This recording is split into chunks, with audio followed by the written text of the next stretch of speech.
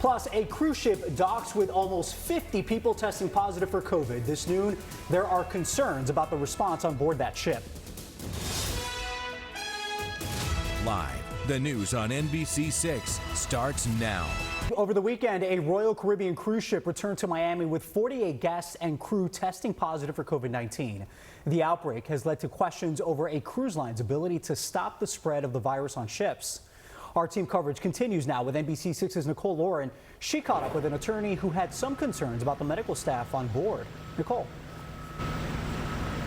Yeah, hi there, Carlos. One lawyer I spoke to does have concerns about the healthcare options on board these cruise ships during the pandemic.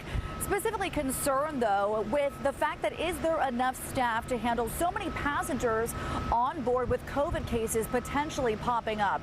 Now, we did hear from one woman on that ship you just mentioned, Carlos, who did, feel some symptoms after she was on the ship. She said she had a hard time getting a COVID test and later tested positive after getting home. Alicia D'Amico and her daughter were two of over 6,000 passengers on board the Symphony of the Seas cruise ship. Saturday, the boat docked at Port Miami with 48 positive COVID cases. D'Amico and her daughter tested positive last night after having symptoms while on board. Well, testing should be automatic. I'm symptomatic. I have a dry cough. I have this going on. Your paperwork says this is your protocol for me to let you know when I have symptoms. D'Amico says she had a hard time getting a COVID test on board, and when she got her temperature taken, and it said that it was normal, but I felt like I had a very high fever. Lawyer Todd Michaels with the Haggard Law Firm has sued cruise lines before for medical issues. To me, the combination of this latest outbreak with a cruising environment is just a recipe for disaster. One of his more recent cases, Richard Pacholski, who died back in 2016 on Royal Caribbean's Explorer of the Seas. The family was awarded money after suing over the care he was given. Michaels believes there simply isn't enough medical staff to deal with situations like this. In terms of the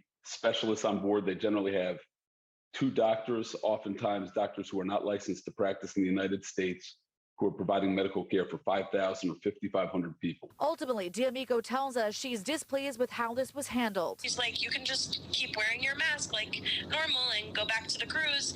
And I was just like, that's not right.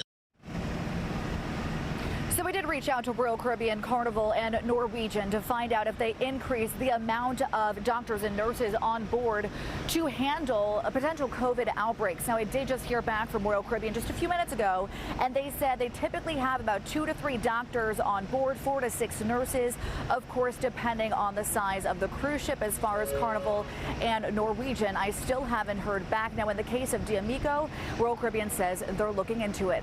Live at Port Miami, Nicole Lauren, NBC6 News.